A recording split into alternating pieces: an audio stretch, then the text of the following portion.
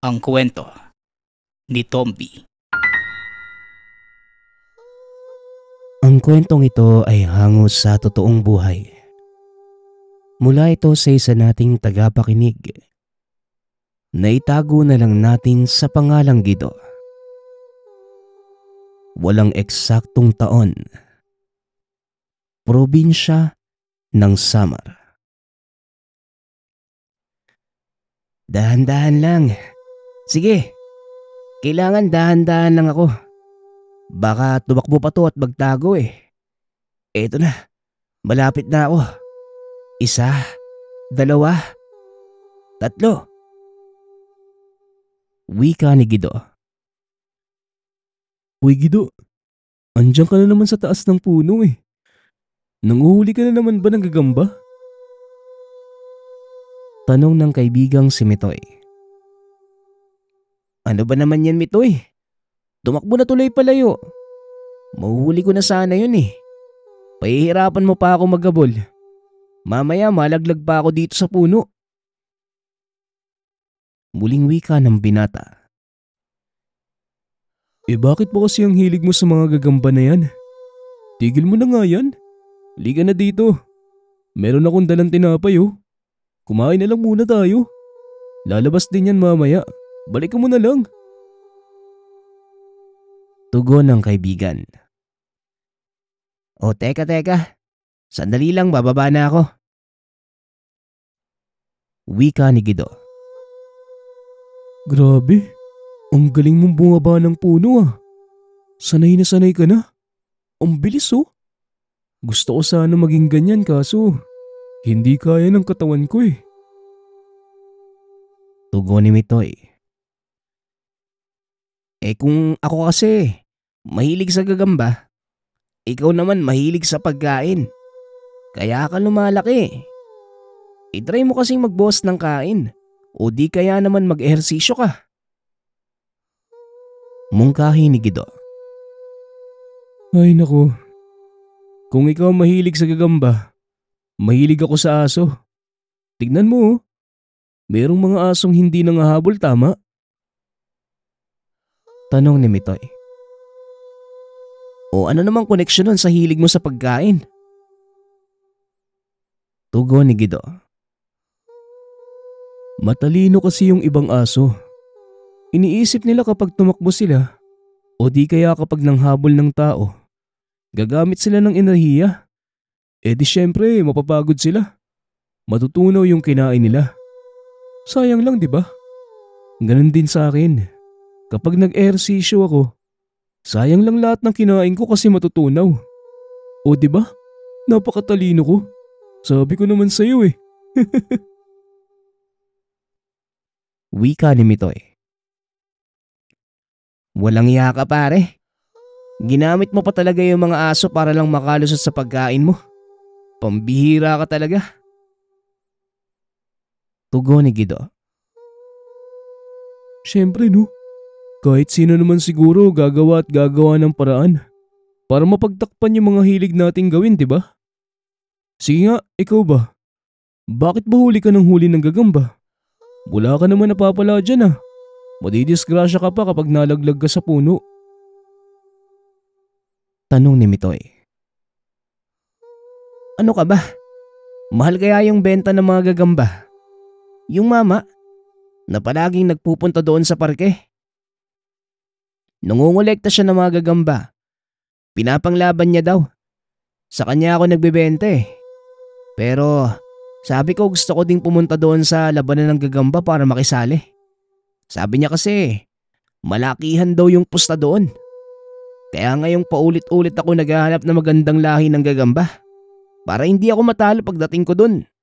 Saka para meron din akong ibenta sa kanya. Kapag wala ako nahuli, wala akong pera. Wala akong pambili ng pagkain. Hindi naman ako kagaya mo na maraming pambili. Buti nga binibigyan mo ako palagi kaya nakakakain ako.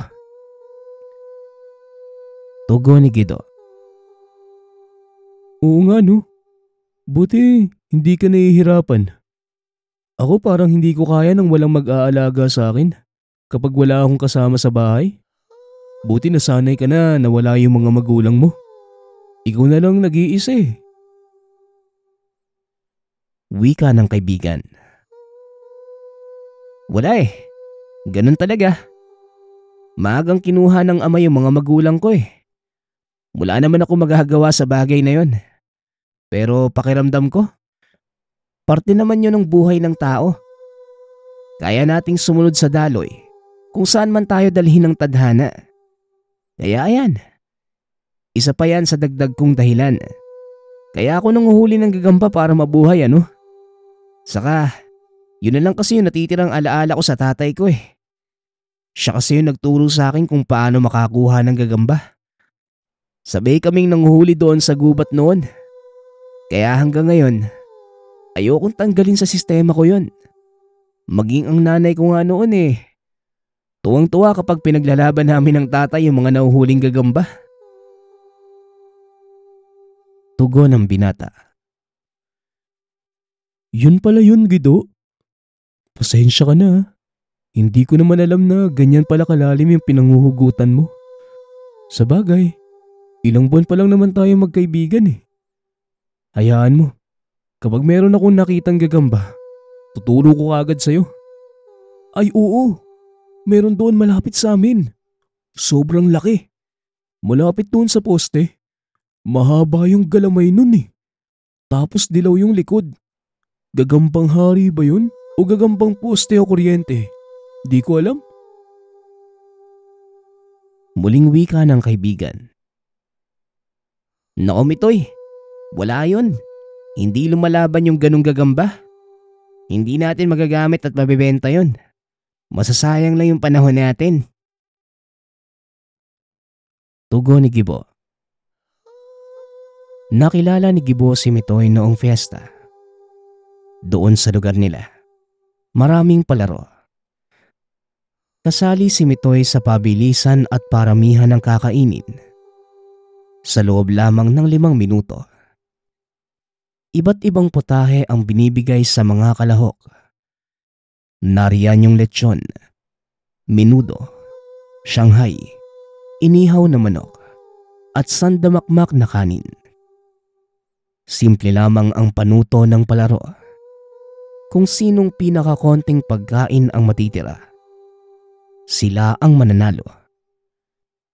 Maniwala man kayo sa hindi, si Mitoy ang kampyon sa lugar nila pagdating sa kainan.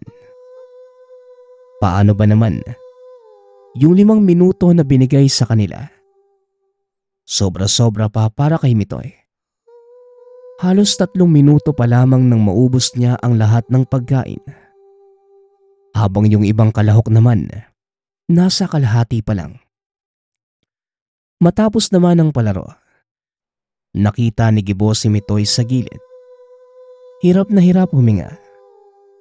Paano ba naman? Hindi man lamang uminom ng tubig. Halos mapahiga na ang itsura ni Mitoy na mga panahong iyon. Kaya naman dali-dali na itong kumuha ng maiinom at binigay kay Mitoy. Kung wala si Gabo ng mga panahong iyon, malamang wala na itong buhay. Kaya magmula ng araw na yon, sobrang naging malapit na si Mitoy kay Gibo. Walang masyadong kaibigan si Mitoy. Gawa ng palaging nabubuli dahil sa itsura niya. Wala namang pakialam si Gibo sa ganun. Hindi siya yung tipo ng tao na nang-aasar dahil lamang sa pisikal na anyo ng isang tao. Ang mahalaga para sa kanya ay yung kalooban. Nakikita din niyang mabuting tao si Mitoy. Kaya madali lang talaga silang nagkapalagayan ng loob. Oh, anong oras ba dadating yung lalaking sinasabi mo? Magdidilim na. Wala pa rin siya. Baka hindi na pupunta yun. Sinasayang lang ata natin yung oras natin dito eh. Wika ni Mitoy. Nang mga panahong yon ay naroon na sila sa parke. Dadating yun. Bukas na yung laban eh. Wala na yung gagamba na dala. Kaya nga minamadali niya ako para meron siyang panglaban bukas. Wika ni Gido. Ay, ang tagal naman kasi. Sana doon na lang natin siya inantay sa barbecuehan. Tugon ni Mitoy. Ito talaga oh. Gutom ka na naman. Mamaya ililibre na lang kita. Ay, ayan na pala oh. Sabi ko naman sa'yo dadating din yan eh. Wika ni Gido. O Gido, dala mo na ba? Marami yan ah. Malaki ang pustahan bukas eh. Ayaw kong matalo kaya dapat marami tayong bala pagdating doon. Wika ng matandang lalaki. Oo naman Manong. 3 box to. Tig-4 yung laman. Pwede na ba akong sumama bukas? Isama mo na ako. Hindi na lang ako lalaban kapag nagkatapat tayo. Tugon ni Gido. Pwede naman sumama ka. Ayos yun para makita mo din yung lugar. Saka, hindi mo ako makakatapat doon. Maraming tao eh. Tapos kanya-kanya sila ng laban. Kung sinong magyayaya sa'yo, yun ang kakalabanin mo. Pag natalo mo, kunin mo yung pusta. Tapos hanap ka uli ng bagong kalaban. Ganun lang. Pareho naman to ng presyo, diba? Ayan o. Dinagdagan ko pa yan. Para meron kang pangpusta bukas. Sunduin na lang kita dito bukas ng umaga ha. 7:00. Tugon ng matanda. Pwede po ba akong sumama? Pupusta din po sana ako. Baka manalo eh. Sayang naman. Pandagdag pagkain din yun. Sabat ni Mitoy. Oo naman. Sumama ka lang. Basta 7:00. Kapag wala kayo dito ng 7:00, iiwan ko kayo. Sige na't mauna na ako. Kita na lang tayo dito bukas. Pagpapaalam na matanda. Sige Manong, ingat ka ha. Maraming salamat. Wika ni Gido. Uy, sigurado ka ba? Binenta mo nga yung gagamba mo eh. Anong panglaban mo bukas? Tanong ni Mitoy. Hindi ah. Meron pa akong isang box dito. Tinara ko yung magagandang lahi sa akin eh. Ito yung mahirap kunin eh. Tsaka talagang malalakas. Yung binenta ko sa kanya, walang dating yun kapag nilaban dito. Tugon ni Gido. Ayos ah. Idol talaga. O baka nakakalimutan mo. Ililibre mo ko ng barbecue. Kala mo makakatakas ka ha? Wika ni Mitoy. Ay sus, basta pagkain talaga ang talas ng memorya mo ah. Sige na, orderin mo yung gusto mo. Tugon ni Gido. Habang kumakain ng barbecue, kamuntikang malaglag ni Gido yung hawak na pagkain. At dahil sa taranta, naihagis niya yung box na mga gagamba. Nagmamadali ito para kunin yun. Pero nagulat ang binata. Merong taong tumakbo papalapit doon sa box. Mabilis yung pagkilos. Meron itong suot na belo.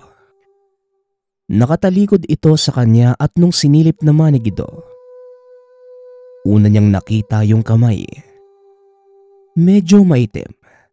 Lalong-lalo na yung mga kuko. Tapos tila pang matanda yung itsura. Nanginginig yung kamay habang hawak yung box ng gagamba. Mawalang galang na ho. Akin ho yung hawak niyong box. Baka pwede ko hong kunin. Wika ni Gido. Bigla na lang nagdakip ng belo sa mukha. Kalahating mukha at isang mata lamang ang kita. Yung itsura ng pisngi. Medyo mabalahibo. Tapos yung mata ay kakaiba. Doon sa kulay puting parte ng mata, may halong berde. Pasensya ka na bata. Baka kasi mapahamak yung mga nasa loob. Mahilig ka pala sa gagamba. Wika ng matanda. Oo, mahilig ho talaga ako. Bakit po? Tugon ni Gido. Wala naman. Ingatan mo lang ang mga ito. Tugon ng matanda. Kayo din ho ba? Mahilig din sa gagamba? Tanong ni Gido. Kapag kailangan mo pa ng mga gagamba, lumapit ka lang sa akin at huwag kang magdadalawang isip. Tugon ng matanda. Ganun po ba? Maganda po yan ah. Saan ho ba kayo nakatira? Para pupuntahan ko na lang po kayo. Tanong ng binata. Basta isipin mo lang ako at darating na ako. Muling tugon ng matanda. Uy, Gido, ano bang ginagawa mo dyan? Bakit nakatulala ka lang? Halika na nga dito. Kumain na tayo. Wika ni Mitoy. Pagkabalik ng tingin ni Gido, nawala na yung kausap. Ano bang nangyari sa'yo? Oh, pagkain mo. Wika ni Mitoy. Hindi. Meron kasi akong... wala. Teka, ilan na ba ang nakain mo? Tanong ni Gido. 7 barbecue, saka 2 isaw, 1 ulo. Bakit? Tugon ni Mitoy. Ha? Saglit lang ako nawala. Ang dami mo kaagad nakain? Wika ni Gido. Ano pat naturingan akong kampyon ng kainan dito sa lugar natin kung hindi ako ganun? Tugon ni Mitoy. The best ka talaga, boy. Napakalupit mo. Wika ni Gido. Kinabukasan ng araw na yon. 6:30 pa lamang ay naroon na si Gibo at Mitoy sa parke. Ang aga naman natin, pero ayos lang yan. Nakabili naman ako ng paborito kong pandesal oh. Sold na sold. Wika ni Mitoy.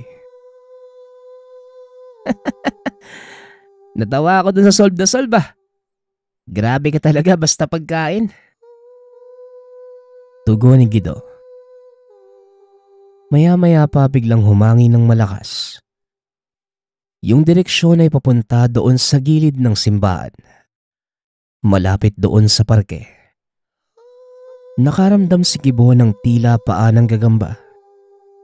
Unti-unting gumagapang sa batok. Pagkatingin niya doon sa gilid ng simbahan, kitang-kita niya yung matandang nakabelo. Nakatakip yung muka at mata lamang ang kita. Tumingin ito saglit sa kanya at biglang nawala. Uy Mitoy, nakita mo ba yon? Tanong ni Gido.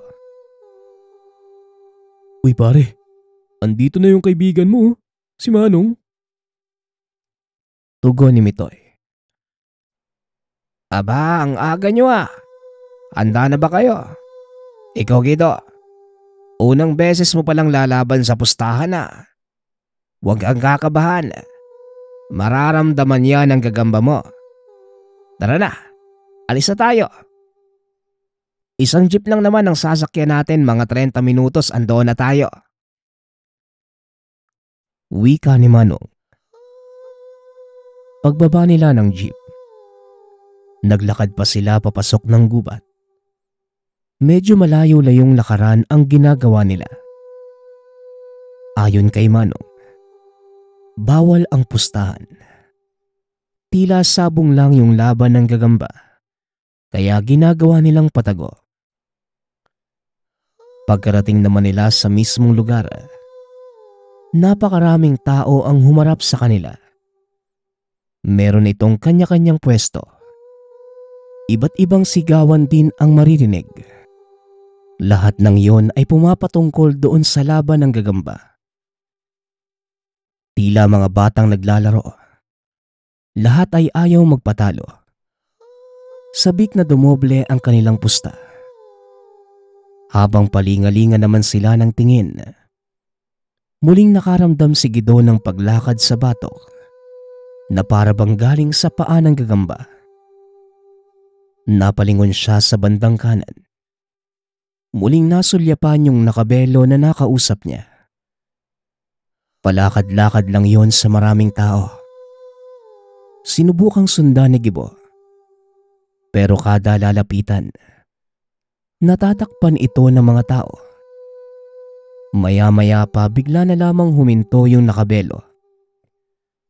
Dahan-dahan naman yung nilapitan ni Guido. Hanggang sa, "Uy, ano ka ba? Kung saan-saan ka nagpupunta? Liga dito. Nagsisimula na si Manong makipagpustahan doon." Wika ni Mitoy. Unang gagamba na sinabak ni Manong. Talo kagad. Sinundan niya yon ng iba pa niyang hawak na gagamba. Pero walang nanalo kahit isa. Hindi din tumagal ng ilang laban. "Naku Gido, mahina naman pala yung binenta mo sa akin eh. Ano ba naman yan, talo kagad tayo. O ikaw naman ang lumaban. Oy tol, eto naman ang labanan mo, kasama ko to." Wika ni Manong. Pagbukas ni Guido nung box ng gagamba, nagtataka ito. Isa na lamang yung laman nun. Tapos napakapayat pa. Habang si Manong naman, nagbigay na kagad ng pusta doon sa tagahawak. Manong, sandali nga lang. Mali yata ako nang nailagay na gagamba eh. Tignan mo, napakapayat nito." Wika ni Guido. "Nako, hindi pwede dito yan. Kapag nagsabi ka ng lalabang ka, wala nang atrasan.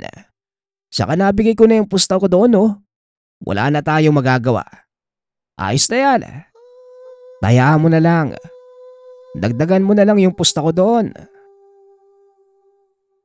Tugon ni Manong.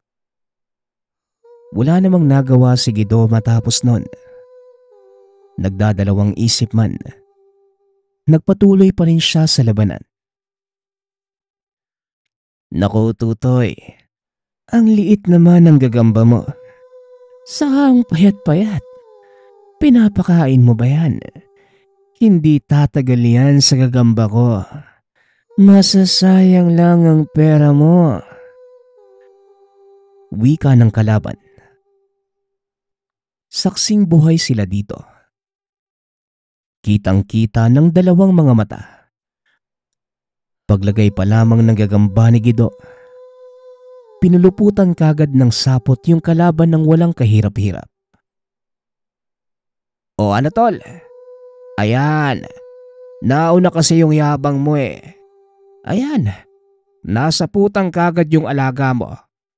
Swerte ka't hindi pa sinisip-sip yung dugo. Hindi pa pinapatay. Sa amin na yan. Wala nang bawian. Talo na yan eh." Wika ni Manong. "Hindi, pwede pa yan. Dodoblehin ko yung pusta. Datanggalin ko lang yung sapot. Nakakatsamba lang yung alaga mo Tutoy." Tugon ng kalaban. Ngunit ganun pa rin ang nangyari sa ikalawang laban. Walang kahirap-hirap na sinaputan ng gagamba ni Gibo yung kalaban. Pero sa oras na ito, sinisip-sip na yung dugo. Panalo sila ng 3,000. Hindi masama sa unang beses ng paglaban. "O Gido, huwag ka nang lumaban. Busog na yung gagamba mo eh. Bumalik na lang tayo sa susunod. Paniguradong maraming magyayaya sa iyo makipaglaban yan." Ayos na yan. Panalo naman eh. Wika ni Manong. Kagad namang sininod ni Guido yung payo ni Manong sa kanya. Bago naman sila umuwi, nanlibre muna si Guido ng pagkain.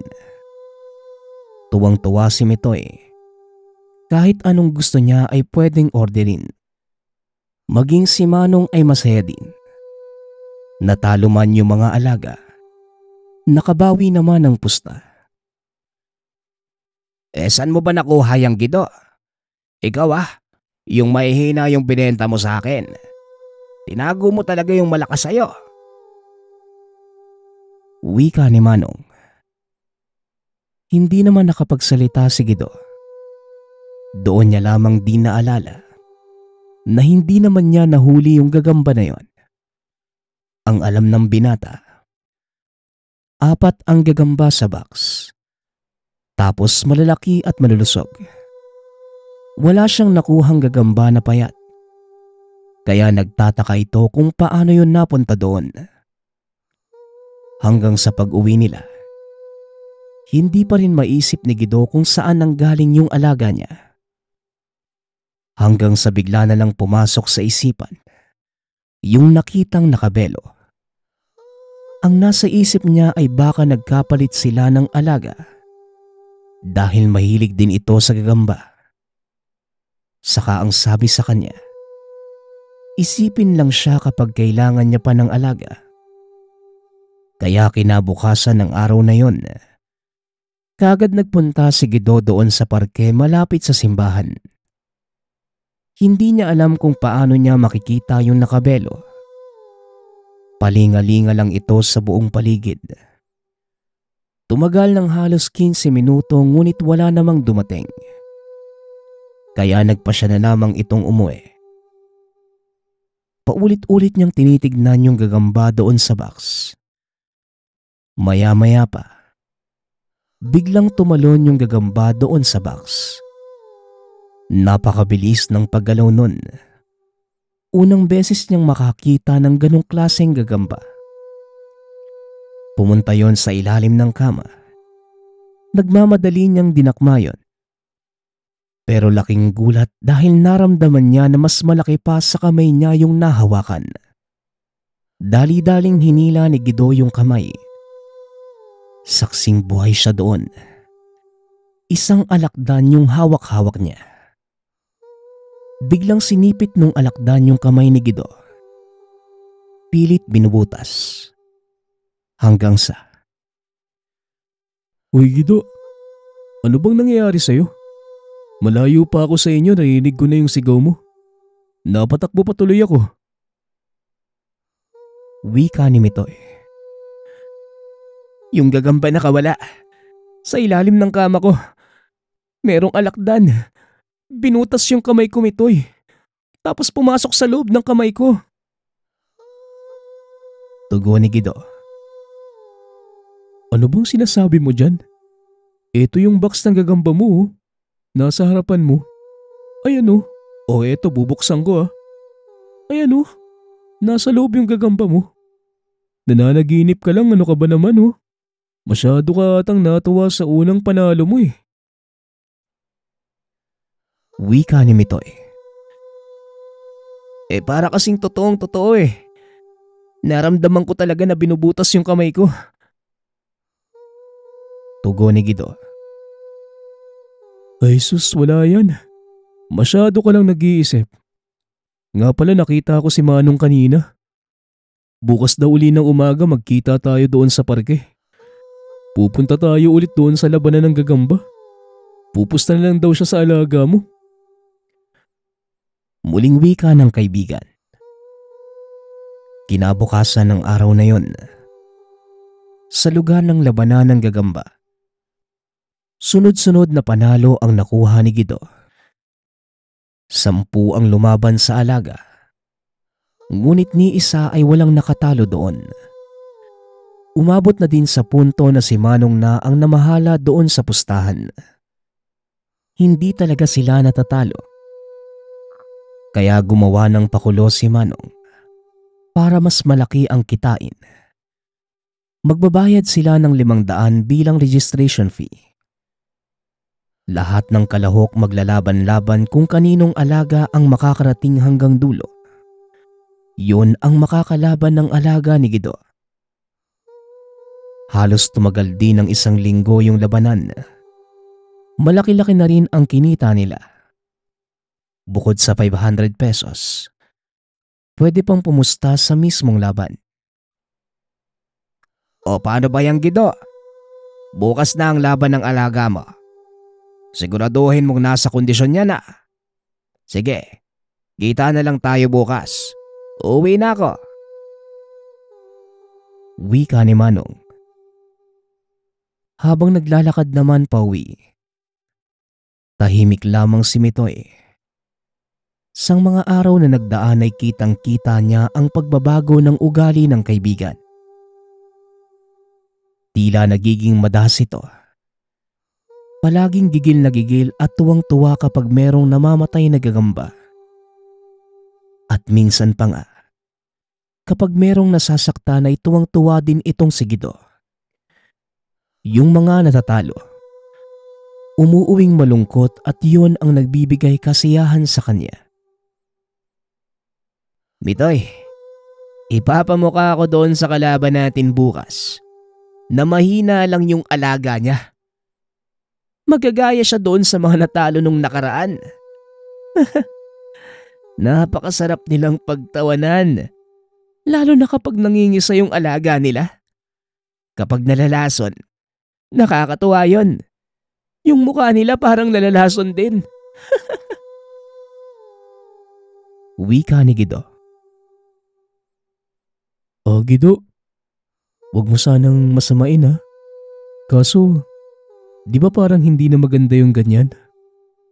Ayos naman yung talo na sila eh. Huwag na nating pagtawanan.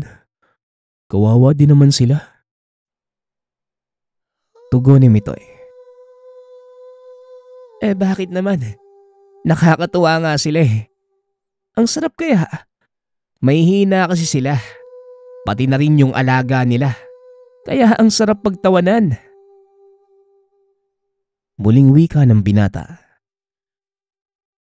Pasensya na Guido ah. Hindi talaga eh. Ako din, napagtawanan na lang dahil sa itsura ko noon. Ikaw nga lang yung naging kaibigan ko kasi iba ka sa lahat. Hindi na nga hamak sa mga ganong bagay. Pero parang nagbago ka na. Nalaso na din yata yung utak mo eh. Tugon ng kaibigan. Ha? Ano bang bago? Ikaw bahala ka. Wala ka namang magiging kaibigan bukod sa akin eh. Bahala ka mapagtawanan muli ng mga tao. Buti nga pinapansin pa kita eh. Lakas naman ng loob mong sabihan ako ng ganyan. Sige na nga. Diyan ka na. Baboy. Wika ni Guido. Uy Guido, hindi naman sa ganun. Pasensya na. Pasensya na talaga. Tugon ni Mitoy. Habang naglakad naman mag-isa pa uwi si Guido. Ang yabang naman yung mataba na yun. Akala niya kung sino siya. Teka, ito yung nakabelo ah. Hoy, ikaw, sandali nga. Ilang beses na kitang nakita. Ano bang pangalan mo? Saka nagkapalit yata tayo ng alaga. Gagamba mo yata to eh. Wika ni Guido. Biglang humarap sa kanya yung nakabelo. Unang beses nakita ni Guido yung itsura nito. Isang matandang babae. Yung dalawang mata ay merong mga parte doon na kulay berde. Tapos yung mukha niya ay merong mga balahibo. Bakit? Ibabalik mo pa ba kung sa akin yan? Mukha namang masaya ka sa paggamit sa alaga ko. Oh, bakit hindi ka sumasagot dyan? Natatakot ka ba? Dahil nakita mo na yung itsura ko. Huwag kang matakot, bata. Wala kang dapat ikatakot. Ano, ibabalik mo na ba sa akin yung alaga ko? Hindi ka nga sigurado kung gagamba ba talaga yan. Wika na matandang babae. Pasensya na po kayo. Pero pwede ko po bang hiramin ito hanggang bukas lang? Kasi meron po akong parating na laban eh. Ibabalik ko na lang po sa inyo pagtapos ng laban. Tugon ni Guido. Ikaw ang bahala. Pero lahat ng bagay ay merong kapalit. Kapag hindi mo pa binalik sa akin yan ngayon mismo. O sige, pagbibigyan kita. Iwan mo yan sa tapat ng simbahan. Bukas ng umaga. Huwag mong dadalhin doon sa laban. Pero kapag hindi mo binalik, yung bagay na kinahihiligan mo, magiging parte na ng pagkatao mo. Tugon ng matandang babae. Kitang-kita ni Guido. Merong alakda na gumagapang sa leeg ng matanda. Hindi na siya nakapagsalita matapos nun. Dali-dali nang tumakbo. Hindi makapaniwala si Guido sa nakita. Dahil yung itsura nung alakdan ay parehong-pareho nung nasa panaginip. Kinabukasan naman ng araw na yon, wala masyadong tulog si Guido. Masusing pinag-isipan kung ano ang gagawin. Kung iiwan niya ba yung gagamba doon sa parke. Maagang dumating si Guido doon. Wala pa si Mitoy at si Manong. Pero mas nangibabaw kay Guido yung gigil na manalo. Yung pagkasabik na makita na nalulungkot yung mga kalaban. Yung tipong nawawala ng pag-asa dahil talo. Hindi din dumating si Mitoy na mga oras na yon. Silang dalawa lamang ni Manong ang nagpunta doon sa labanan. Pero ang pinakamasaklap na nangyari, natalo ang alaga ni Guido. Nagtataka ang binata. Sobrang bilis lamang nasaputan ng kanyang alaga. Dahil naawa sa kanya yung kalaban, isinoli na lang sa kanya yung gagamba. Nakatulala lamang si Guido sa nangyari at binalik na lamang sa lagayan ng box yung gagamba. Hanggang sa pag-uwi ng binata, hindi niya lubos maisip na natalo siya. Pagkarating naman sa tahanan, doon lamang nakapag-isip ng maayos si Guido. Kung kailan huling laban doon mo ko pinahiya. Huli na sana yun eh. Tapos ibabalik na kita doon sa may-ari mo. Pero binigo mo ko. Napahiya ako doon sa mga tao. Imbis na yung kalaban yung makita akong malungkot, sa akin naman nangyari. Tama, hindi na kita babalik. Papatayin na lang kita. Wika ni Guido. Pagkabukas ng binata sa box, tinanggal niya yung sapot na nakapulupot doon sa gagamba. Saksing buhay dito si Guido. Kitang-kita ng dalawang mga mata na hindi gagamba yung naroon, kundi isang tarantula. Dali-dali yung tumakbo sa braso niya. Pumasok sa loob ng tenga. Halos mabaliw si Guido sa nangyari. Pilit niyang inaalis yung tarantula. Pero wala. Hindi na niya mapalabas ito. Sinubukan niyang pausukan yung tenga. Ilang saglit matapos yon, merong lumabas na itim na tinta. Ang buong akala niya ay ayos na ang lahat. Ang buong akala ng binata ay ligtas na ito. Pero kinabukasan ng araw na yon, Guido? Guido? Andiyan ka ba sa loob? Gusto ko sanang humingi ng pasensya sa nagawa ko nung nakaraan. Yung tungkol sa mga nasabi ko. Wika ni Mitoy. Pagbukas ng pintuan ni Guido, hindi nakapagsalita si Mitoy sa nakita. Ayos lang yun pare. Ako din pala. Pasensya ka na ah. Hindi ko din nakontrol yung sarili ko. Pero wag kang mag-alala. Ayos na ako ngayon. Wala na yung gagamba sa akin. Oh, bakit hindi ka nagsasalita dyan? Meron bang problema? Uy Mitoy, anong nangyari? Para kang nakakita ng maligno sa... Ala, uy sumagot ka dyan! Tugon ni Guido. Ano kasi pare? Yung mukha mo sa mata mo. Tumingin ka na ba sa salamin? Tanong ni Mitoy. Ha? Bakit? Anong meron sa mukha ko?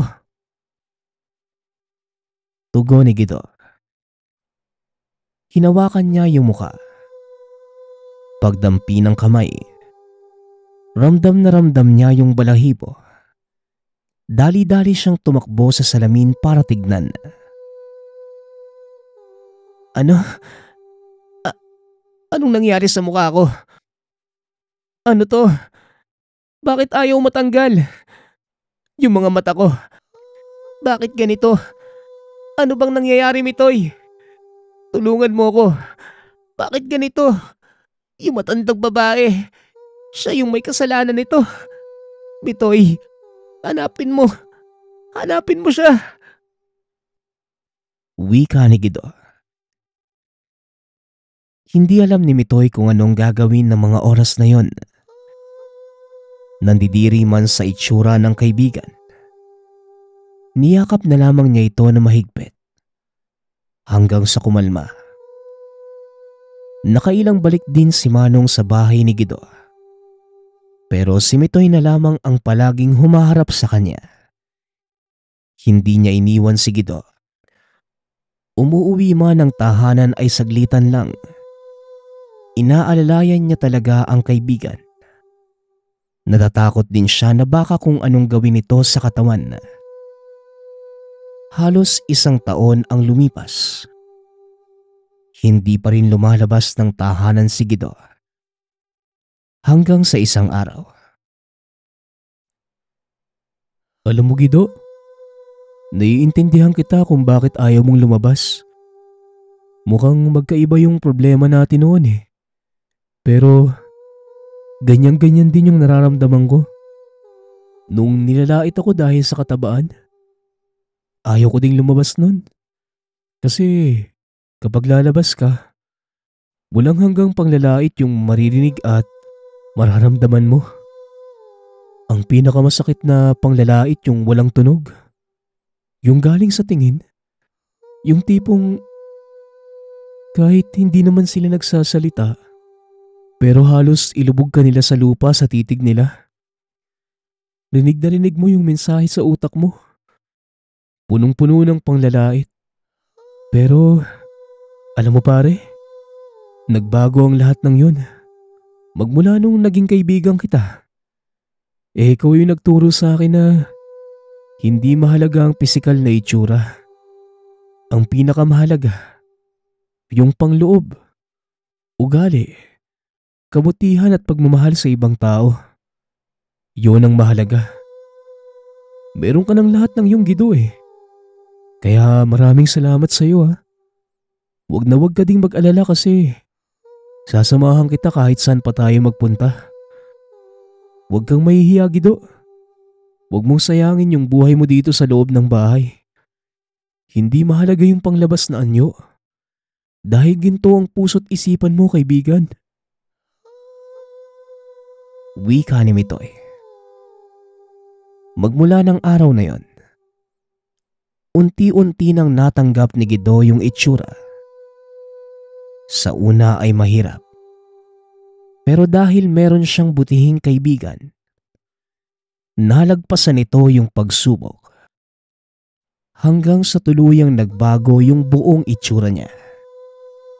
at naging kagaya ng isang alakdan.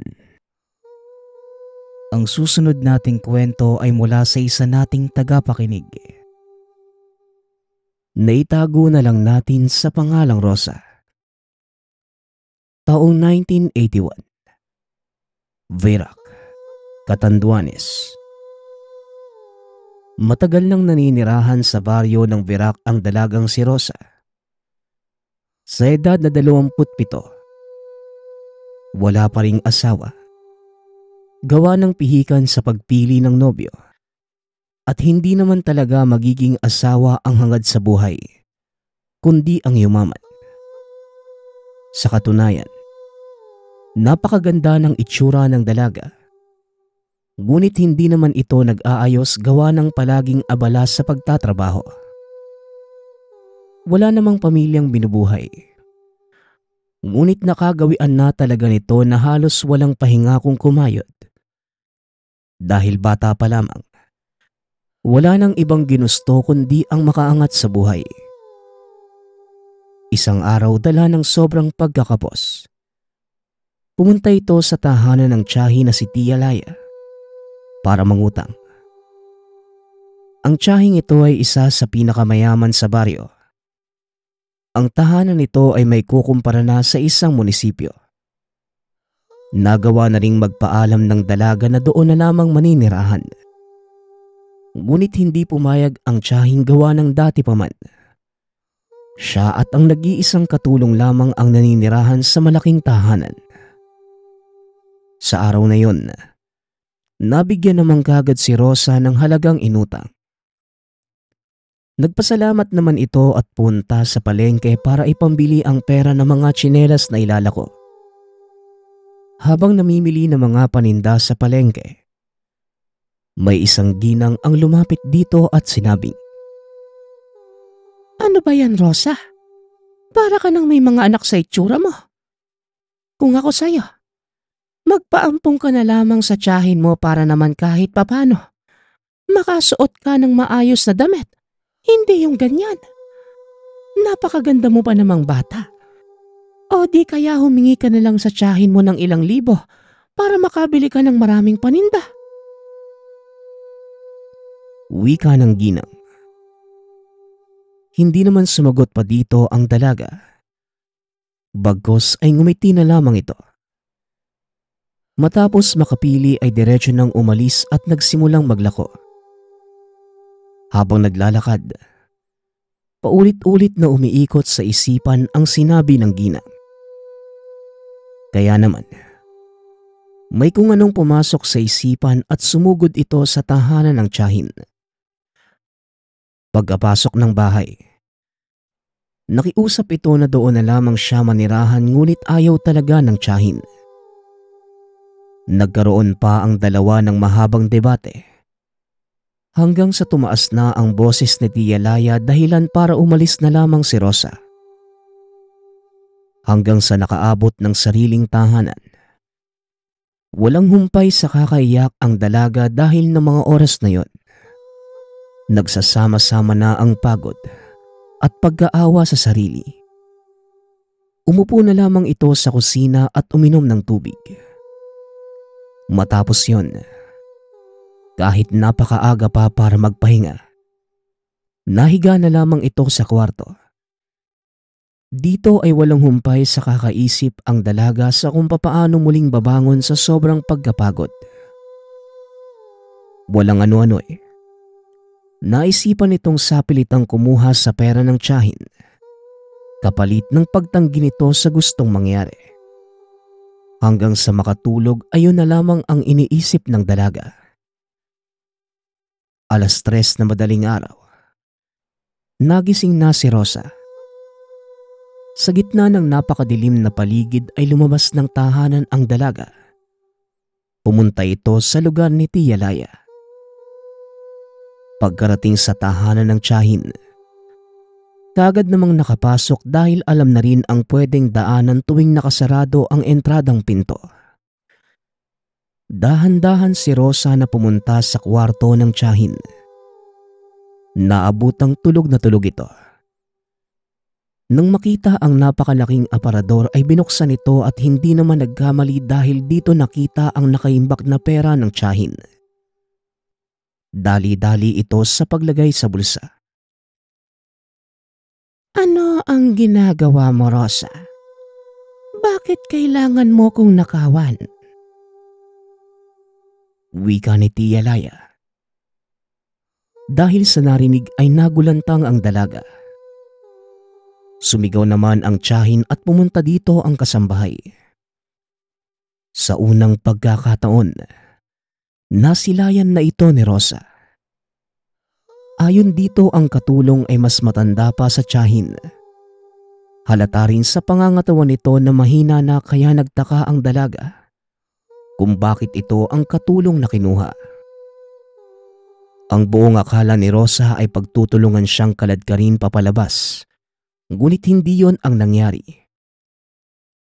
Nang hindi binibitawan ng dalaga ang pera, nagsalita si Tia Laya na sila na lamang ang aalis ng kasambahay at pakaingatan na lamang ni Rosa ang tahanan, pati ang mga naiwang salapi. Bago pa man tuluyang makalabas ng kwarto, tumitig dito ang kasambahay at sinabing, "Napakaganda mo, Rosa. Napakaganda ng iyong mga mata." Wika ng kasambahay. Hindi naman ito pinansin pa ng dalaga at inantay na lamang na makaalis ng tahanan ang dalawa. Maya-maya nang masiguradong nasa labas na ito, ganun na lamang ang paglundag ng dalaga sa tuwa dahil sa wakas, nasa kanya na ang pinapangarap. Magmula ng araw na yun, hindi na muli pang naglako ng paninda ang dalaga. Bagkus ay pumupunta na lamang ito sa kung saan-saan para ibalita na siya na ang may-ari ng malaking tahanan. Hanggang sa ilang araw pa ang lumipas. Tuwing gabi, matapos makapaglinis ng katawan, nararamdaman ng dalaga ang walang patid na paghapdi ng muka. Isang araw pagkagising, napasigaw na lamang ito nang makita sa salamin ang mukha na punong-puno ng butlig. Habang ang iba sa mga ito, nabubutas na tila may kung anong maliliit na insekto na nasa loob. Dahil ramdam niya ang paggalaw ng mga ito. Nagpatuloy ang ganitong pakiramdam hanggang sa napuno na ng butas ang mukha ng dalaga. Dahil dito, naging mailap na ang paglabas. May mga oras rin na pumupunta ito ng ospital para magpagamot. Ngunit lahat na ng gamot ay nabili niya ngunit hindi na umeepekto. Hanggang sa sumapit ang isa pang araw. Sa hindi malamang dahilan, hindi na muli pang nakakita ang mga mata ng dalaga. Gawa ng alam ng karamihan sa mga kapitbahay ang nagawa nito sa tiyahin. Naging mailap na rin ang may dumalaw dito. Kaya naman, napakahirap na naging sitwasyon ng dalaga dahil sa wala itong mahingian pa ng tulong. Halos nagsusugat na rin ang buong katawan dahil sa kung saan-saan ito nababangga at tuwing hinahaplos naman ng muka. Ramdam na niya na napakalambot na nito, na tila nabubulok na kamatis. Wala na ring patid ang pagpapaikot-ikot ng maliliit na insekto sa mga butas ng muka. Isang araw habang umiiyak sa isang sulok si Rosa, nakarinig ito ng lalaking tumatawag sa labas ng tahanan. Kaagad naman itong sumagot na pumasok na. Pagkapasok ng lalaki sa loob ng tahanan, nilapitan siya nito at hinawakan ang muka. Ay nako, isang buyagan ang nakalaban mo, Rosa. Hindi ko man lubos na sigurado ngunit maaaring ang kasama ng tiyahin mo ang may kagagawa nito dahil sa dati pa man. Ramdam ko na hindi yon normal na tao. Pagpapaliwanag ng lalaki. Dahil sa narinig, kung ano-ano na ang naitanong ni Rosa. Dito niya napag-alaman na ang kaharap ay isang manggagamot. Nahanap lamang siya nito dahil may isang kapitbahay ang nagmalasakit na ipaalam dito ang sitwasyon. Dagdag pa nito, upang mawala ang parusang naipataw ng buyagan, kinakailangang sunugin ang lahat ng pera na nasa tahanan at lisanin ang lugar. Wala namang ibang naging sagot pa ang dalaga kundi ang pagtango na lamang. Maya-maya pa, nag-umpisa ng magsagawa ng ritual ang manggagamot. Habang nakaluhod sa tabi ni Rosa, kinuha na ng albularyo ang mga pera at sinunog sa nagbabagang asupreng may kalamansi. Kasabay nito ay umaalingasaw ang napakabahong amoy na tila nabubulok na karne. Halos 1 oras rin ang tinagal nito at nang matupok na ang mga pera, kaagad na pinalabas ng albularyo si Rosa ng tahanan. At sa mismong oras na yun, kinakailangan niyang mag-umpisa ng lisanin ang lugar. Dahil sa lubhang mapanganib na ng mga oras na yun. Napakapangit man ang itsura at hindi makakita. Lakas loob na naglakad si Rosa papalayo ng tahanan. Habang nasa daan, may mga naririnig itong samut-saring reaksyon. Ang iba ay nandidiri sa itsura. Nagtatanong kung ano ang nangyari at higit sa lahat, may mga tao pa rin nagpaabot ng tulong sa dalaga sa pamamagitan ng pag-akay o pagturo ng direksyon. Lahat ng pangungutya, pagbato at pananakit, tiniis ni Rosa makalabas lamang ng baryo. Hindi naman ito naging madali. Dahil wala itong nakikita ngunit labis naman ang naging pasasalamat sa mga taong hindi nang husga. Bagkus ay tinulungan pa siya. Nang makumpirmang nasa ibang lugar na ito, doon pa lamang napanatag ang loob ni Rosa. Nanatili pa rin siyang bulag ng 1 linggo. Matapos yun ay gano'n na lamang ang pagkatuwa ng dalaga. Nang unti-unting makabalik ang paningin. At dahan-dahan namang naghihilom ang mga sugat sa muka. Yun ang naging simula ng bagong buhay ng dalaga. Mahirap man ngunit kinakailangang gawin ang paglayo sa lugar na nakagisnan. Walang naging ibang pagpipilian kundi ang lakasan na lamang ang loob. Sa bawat araw na lumilipas, paunti-unti na rin natatanggap ni Rosa ang pagkakamali dahil sa maling paraan ng paggamit ng pangarap. Bagamat lubos ang pasasalamat dahil sa buhay pang nakalabas ng baryo, hindi naman malilimutan ang nagawang mga kasalanan. Samantala, doon lang din napagtanto na kaya pala hindi magawang iwanan ng tiyahin ang kasambahay. Dahil ito ang nagbibigay sa kanya ng kayamanan. Paminsan-minsan, tinatawag na lamang ito ni Rosa bilang salapi ng buyagan. Nagpapasalamat nga pala ako sa nagpadala ng ating kwento. Nawa ay nagustuhan niyo ang inyong napakinggan. Ang opinyon ko lamang sa kwentong ito, walang masama sa pag-abot ng mga pangarap. Dapat ito'y pinaghihirapan, hindi nanlalamang ng iba, at bunga ng dugot pawis. Huwag nating gagayahin si Rosa. Dahil una sa lahat ng naging karanasan ay dahil sa pagiging sakim niya. Para matupad ang pangarap, pinili niyang maging masama. Muli, nagpapasalamat ako sa lahat ng sumusuporta sa ating channel. Nawa ay patuloy niyong suportahan at pakinggan ang ating mga kwento.